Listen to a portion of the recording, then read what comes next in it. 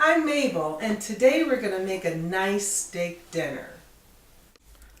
Okay, we're going to start while my steak is defrosting. We're going to start with some nice roasted vegetables. And what I got today are these beets, and these are organic, but you can use just regular beets. And they have these nice stems here.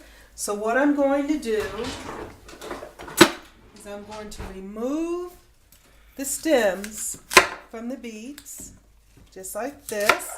Of course, I wash these off before cutting, and you want to do that whenever you bring home any produce. You always want to rinse it off. Cut off the bottoms, as so. And you have to be careful because beets are red, of course, and they bleed out, and they can stain your counter and your knife and whatever else you're using. So you have your pan and your cutting board, and what you're going to do is line your pan with aluminum foil, and you're just going to give these, and you're not going to handle them too much, you're just going to give them a quick chop in half, as so. Put them onto your sheet.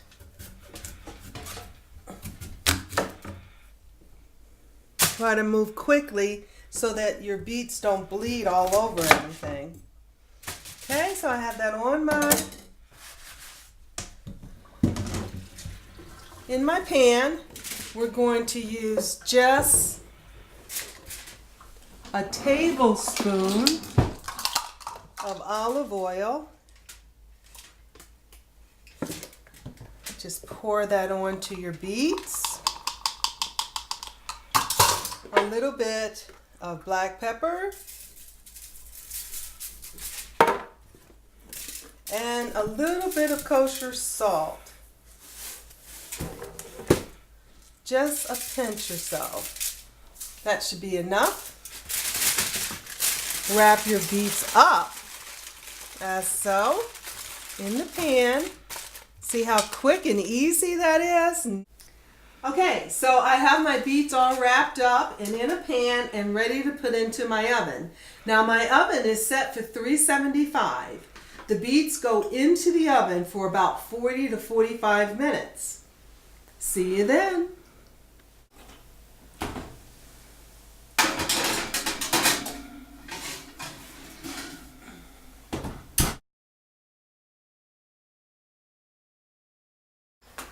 After about 40 or 45 minutes, it's time to take your beets out of the oven.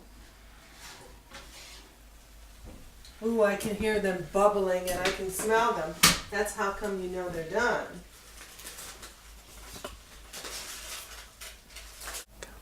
And this is what they look like when they come out of the oven.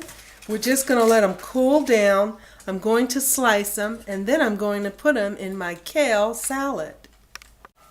So while my beets are cooling down, I'm going to go ahead and slice up my kale for my kale salad.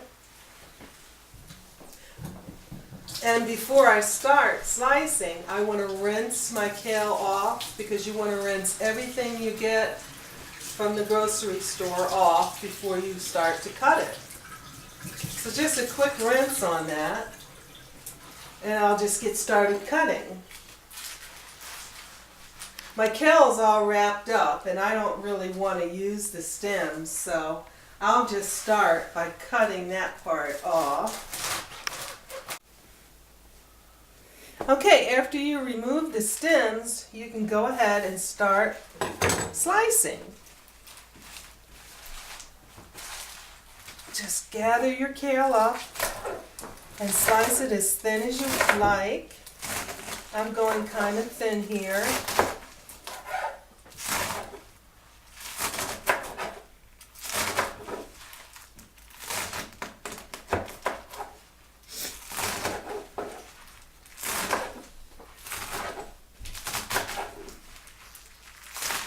You can slice as much or as little as you like. Depends on how many people you're feeding. I'm feeding a family of 4, so I want to go ahead and slice the whole thing.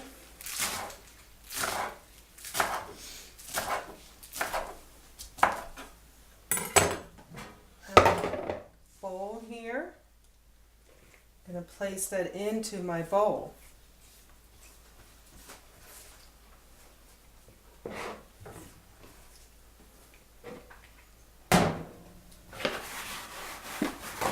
Straighten my work area up here. Now, what I want to do with my kale is I want to massage it. Give it a nice massage by adding, well, I guess I'll measure that for you. Measuring cup.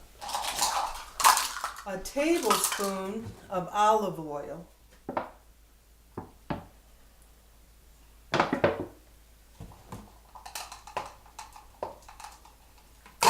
just get in there with your good old hands and start to massage the oil into the kale. And as you do this, the kale will start to soften up. It takes a few minutes or so. Continue massaging the kale until you know that you've worked all of the oil into it. And it's a little bit soft. I'm going to dry my hands off a little bit.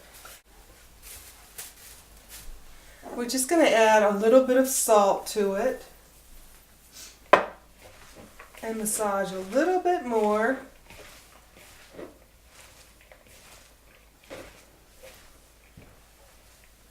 And we're done with that.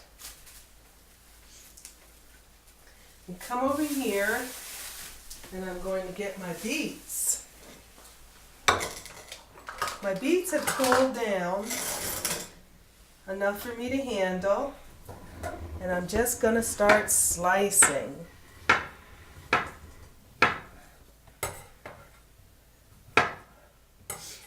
And I'm going to add that to my kale.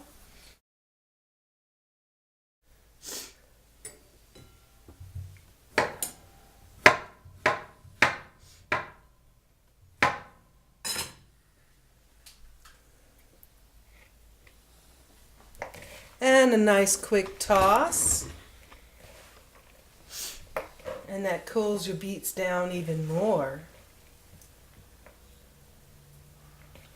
Come up. Nice mixture. You want to use your hands for this. Your hands are your best tool in the kitchen. There we go. And there you have it. Kale and beet salad. Now this is going to go along with our steak dinner. Okay, now we're going to get started on my steak, our steak dinner.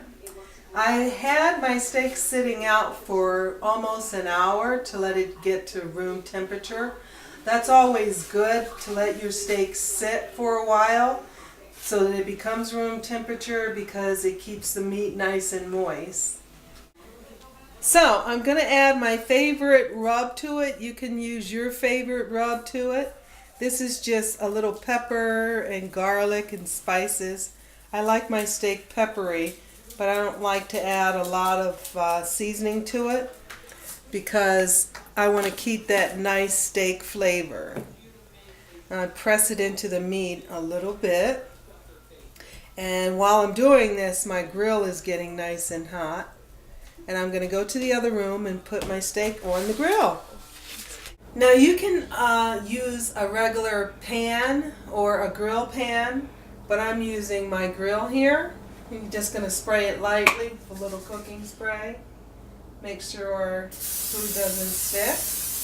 Make sure your grill is nice and hot. I see it smoking, so I know it's hot. We're going to lay our meat down on the grill. Try not to touch your steak after you put it on the grill. You just want to let it sit and continue to grill. You're going to grill your steak about 7 minutes on each side according to the thickness. These are about 1 inch thick, so I think I'll let them go for about 7 minutes on this side, and then I'll flip them over. And after 7 minutes of cooking on each side, you have medium rare steak, and that's it. You let this sit for at least 10 to 15 minutes before cutting into it. You don't want to cut into it right away because all the juices release from the steaks and it turns out dry, and you want your steak to be nice and juicy. So let it sit for at least 10 to 15 minutes before cutting into it. And that's it, your steak dinner. If you'd like to see more recipes, leave a like down below.